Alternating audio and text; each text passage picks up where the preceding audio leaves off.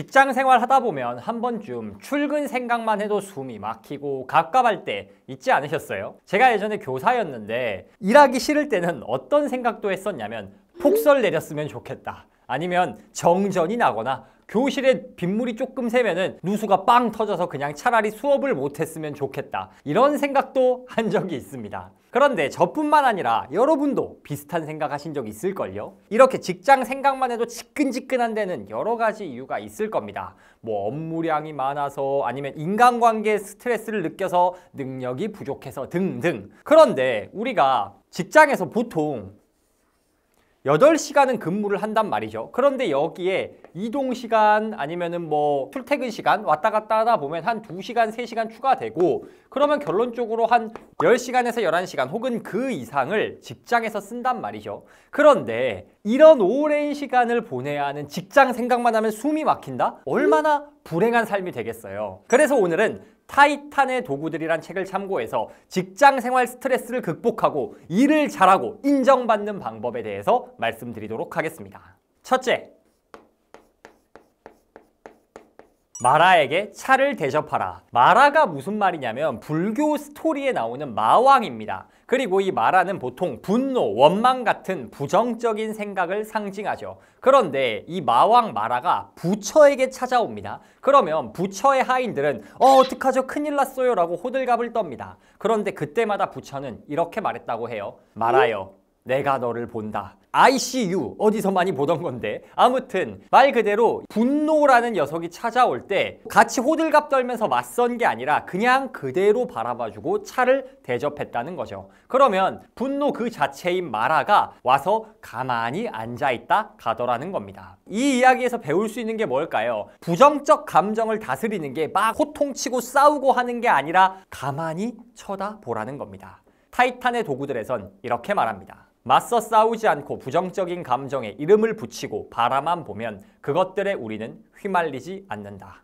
무슨 말이냐? 부정적인 감정을 느낄 때 그 감정에다가 이름을 붙이라는 겁니다. 직장 생활 하다 보면 누구나 다른 사람에 대한 미움이나 분노가 끌어오를 때가 많습니다. 그런데 그 감정을 그대로 두면요, 감정이 나를 조정합니다. 즉 정말로 그 사람이 밉고 그 사람한테 화가 나는 게 아니라 내가 그냥 그런 감정이 올라올 때 그걸 내버려 두면 내가 그것에 잠식돼서 정말로 그 사람이 밉고 그에 대해 화를 내게 된다는 거예요. 즉 감정의 흐름에 휩쓸려 다니게 된다는 겁니다. 인간은 한 번 부정적인 감정에 사로잡히면요, 그때부터는 전부 다 삐딱하게 보입니다. 여러분 직장에서 그런 사람 보신 적 있으세요? 분명히 관계도 좋아, 직장 생활 잘하고 있었어. 그런데 한순간에 삔또 상해서 맛이 갑니다. 한 번 부정적인 사건을 겪으면 그 사람은 그때부터 쫙 뭔가 저 사람 갑자기 왜 저래? 이런 생각이 들 정도로 한순간에 삐딱해져요. 즉 이게 무슨 말이냐? 감정을 내버려두고 감정이 이끄는 대로 따라다니면 결국 부정적인 감정의 노예가 될 수밖에 없다는 겁니다. 그럴 땐 어떻게 해야 되나요? 감정에 이름을 붙여라. 이름을 붙이라는 말은 그냥 내가 어떤 감정인지를 정확하게 표현을 해보라는 겁니다. 내가 지금 화를 내고 있구나. 내가 저 사람을 미워하고 있구나. 이런 식으로 감정에 화, 미움이라는 이름을 정확하게 붙여보는 거죠. 그러면 어떤 결과가 나타내냐? 이름을 붙여보면은 한 걸음 멀리서 바라보는 효과가 있습니다. 여러분이 화날 때 말고 다른 사람이 화내는 거 볼 땐 어떠세요? 심정은 이해가 돼. 그러면서도 여러분이 그 사람만큼 화를 내고 막 그러지 않잖아요. 여러분이 진짜 그 사람이 느끼는 화를 100% 동일하게 느끼지 않잖아요. 한 발짝 떨어져서 보면 어때요? 저 사람 화내는 거 알겠는데 저 사람도 잘못한 거 있네. 이런 식으로 우리가 객관적으로 판단을 할 수 있게 된다는 거예요. 즉 감정에 이름을 붙이면 우리가 한 걸음 떨어져서 객관적으로 보게 됩니다. 그러면 마치 다른 사람이 화내는 것을 내가 보듯이 내가 감정에 휩쓸려서 막 감정의 극단으로 치닫는 일은 없어진다는 거죠. 이렇게 마라에게 차를 대접하듯 부정적인 감정을 한 걸음 떨어져서 바라보는 게 직장 생활 스트레스를 극복하는 첫 번째 방법입니다. 두 번째,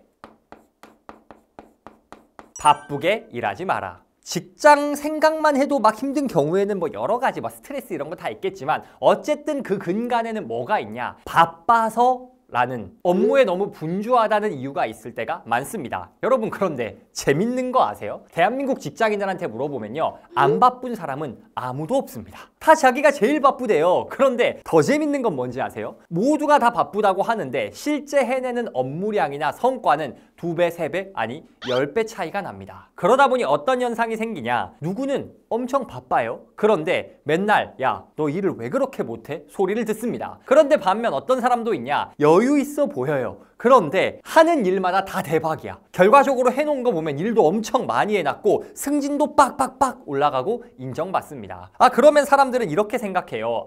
이게 일 처리 속도 차이냐? 물론 그럴 수도 있겠죠. 그런데 그건 본질적인 이유가 아닙니다. 본질적인 이유가 뭘까요? 책에서는 이렇게 말합니다. 바쁨은 인생의 필수적이거나 불가피한 상태가 아니다. 그것은 자신이 선택한 상황이며 묵묵히 따라야만 가능하다. 우리가 바쁘다는 말을 입에 달고 사는 이유는 우리가 지금 하고 있는 일의 대부분이 그다지 중요하지 않다는 사실을 가리기 위한 과장된 피로는 아닐까? 즉 무슨 말이냐, 속도의 문제가 아니고 중요도, 즉 우선순위 문제라는 겁니다. 뭐라고요? 우리가 바쁘게 살고 그리고 그 바쁨의 정도와 관계없이 성과 차이가 나는 이유는 속도가 아닌 중요도에 따라 달라진다는 거예요. 많은 사람들이 착각하는 게 있습니다. 이 바쁘다라는 말을 일 잘한다와 동의어로 취급해요. 그런데 그렇지 않습니다. 사실 바쁜 사람들은 일을 못하는 사람일 경우가 많아요. 왜 그러냐? 중요도, 우선순위를 따져보지 않기 때문이죠. 타이탄의 도구들의 저자인 팀 페리스가 쓴 다른 책이 있습니다. 그 책의 제목은 나는 4시간만 일한다예요. 이 책을 보고 사람들이 우와, 4시간만 일해도 되는구나, 나도 앞으로 그런 삶을 꿈꾸고 싶어 라고 하는데요. 이 책에 담긴 지혜는요, 단순히 일을 적게 하라는 게 아닙니다. 그럼 무슨 의미냐? 중요도와 우선순위를 고려해서 중요한 일은 해라. 그런데 중요하지 않은 일은 어떡하자? 위임하라. 다른 사람에게 맡겨라. 그게 바로 나는 4시간만 일한다의 핵심 내용입니다. 즉 뭐예요? 중요도와 우선순위를 볼 줄 아는 게 정말로 일을 잘한다는 말의 의미라는 거죠. 여러분 실제로 우리한테 정말 중요한 일만 딱딱딱 하면요, 생각보다 안 바쁜 경우가 많습니다. 제가 예전에 와, 오늘 진짜 너무 바쁘다, 겁나 바빠 라고 생각이 들었던 날이 있습니다. 그런데 그날 뭐 했나 한번 시간표를 딱 까봤어요. 그랬더니 한두 시간을 핸드폰을 바꿔가지고 공인인증서 날라가서 그 공인인증서 다시 다운받고 있는데 썼더라고요. 그리고 분명히 빈틈없이 살았다 생각했는데 스크린 타임은 왜 3시간, 4시간이 찍혀 있는지 모르겠더라고요. 거기에 또 뭐예요? 예전에 영상 만들 때 이렇게 그냥 칠판에 쓰면서 했어도 충분히 내용 전달했을 건데 PPT 겁나 만들고 있고 이랬었다는 거예요. 제가 그랬어요, 제가. 즉 무슨 말이에요? 우선순위를 구분하지 못했었다는 겁니다. 여러분의 업무 스트레스 상당 부분이 바빠서 생기는 스트레스입니다. 그런데 여러분, 바쁜 건 필수가 아닙니다. 바쁜 건 여러분이 선택한 거예요. 즉 뭐예요? 굳이 그렇게까지 바쁠 필요 없었다는 겁니다. 안 중요한 일까지 다 몰아서 하고 있으니까 바쁜 경우가 많다는 거죠. 물론 어쩔 수 없이 누군가가 업무를 하도 과도하게 줘서 바쁜 경우도 있을 수 있어요. 그런데 장담하건대 대한민국 직장인 중 80% 정도는 우선순위에만 집중하고 중요하지 않은 일을 쳐내면 지금보다는 훨씬 더 덜 바빠질 겁니다. 세 번째, 주위를 돌아보라. 책에서는 이렇게 말합니다. 아이디어가 막혔을 때는 주변의 책장을 둘러보라. 많은 사람들의 사랑을 받은 책도 있고 많은 사람에게 읽히지 않아 안타까운 책도 있을 것이다. 당신을 매료시킨 홍보 카피가 박힌 책도 있고 진부한 제목 때문에 실패한 책도 있을 것이다. 그것들을 서로 결합해 재미있는, 황당한, 누구도 들어보지 못했을 법한 이야기를 짜봐라. 직장 생활하다 보면은 새로운 아이디어를 내야 할 때가 참 많습니다. 즉 창작의 고통을 겪어야 할 때가 있어요. 그럴 때 아이디어가 안 떠오르면 굉장히 큰 스트레스를 느끼겠죠. 기획안을 마감을 해야 돼. 근데 아무리 머리 굴려도 아이디어가 안 나와요. 힘들잖아요. 그런데 이런 새로운 아이디어가 필요한 일이 대부분 우리의 성과와 연결이 되어 있단 말이죠. 그때 사용할 수 있는 방법이 뭐냐? 바로 주위를 돌아보는 것입니다. 여러분, 우리 주변에서 흔히 접할 수 있는 모든 것들은요, 사실 누군가 고민의 고민을 거쳐서 만들어 놓은 시스템입니다. 즉 뭐예요? 이미 검증된 것들이 우리 주변에 도처에 깔려 있다는 거예요. 그러면 그러한 검증된 것들을 내 분야에 접목하면 엄청 좋은 성과를 낼 수 있는 경우가 많습니다. 제가 최근에 여러 사람들 가르쳐야 하는 일을 좀 하고 있거든요. 그러면은 지식을 잘 전달해야 하잖아요. 어떻게 하면 지식을 잘 전달할 수 있을까를 막 고민했어요. 그런데 재밌는 게 결론이 어디서 나왔냐? 제가 교사였잖아요. 학교에서 가르쳤던 대로 하면 되더라고요. 그 학교에서 제가 가르쳤던 건 어디서 왔냐? 어릴 적 수업 잘했던 선생님의 수업 방식을 가져오면 되더라고요. 워크시트 갖고 와가지고 워크시트 채우게 하고, 아니면은 내용 설명한 다음에 핵심 요약 딱딱 해주고, 뭐 이런 것들, 그냥 기존에 검증된 아이디어를 또 다른 일을 하는데 가져왔더니 효과가 있더라는 거예요. 또 뭐냐? 제가 최근 하고 있는 일에서 사람들끼리 으쌰으쌰하는 그런 공동체성이 좋은 분위기를 만들어야 할 필요가 있었습니다. 그러면 이걸 어떻게 해야 될까? 어떻게 해야 사람들이 좀 소속감을 느끼고 으쌰으쌰 할 수 있을까 고민해봤거든요. 그런데 정답이 어디 있었냐? 교회 수련회 갔을 때 했던 거 하면은 그대로 되더라고요. 무슨 말이냐? 우리가 경험한 많은 것들이 사실은 이미 효과적이라고 검증된 것들이 많다는 거예요. 그러면 우리는 그걸 그냥 가져다가 쓸 수도 있는 겁니다. 책들을 활용할 수도 있겠죠. 제가 이 북토크 채널의 썸네일과 제목을 뽑을 때 책들을 홍보하는 카피 문장을 자주 활용합니다. 여기서 말하는 카피란 그 책을 홍보하기 위해 마케터들이 쓰신 문구를 뜻해요. 제가 그대로 가져다 쓰는 게 아니라 그 문구들을 쭉 봅니다. 그러면은 그 문구들 중에서 매력적으로 느껴지는 포인트가 있어요. 이런 문장 구조를 썼더니, 이런 단어를 썼더니 굉장히 자극적이구나, 혹은 관심이 가는구나, 이런 문장들을 수집을 하는 거죠. 그리고 제 썸네일과 제목을 만들 때 다른 단어들을 그 문장 틀에 끼워 넣는 겁니다. 즉 이미 전문가들이 매력적이라고 판단하고 검증해준 사례들을 더 디벨롭한다는 거죠. 여러분, 이 하늘 아래 완전히 새로운 것은 거의 없습니다. 세상을 바꾼 발명품이라고 평가받는 아이폰조차도요,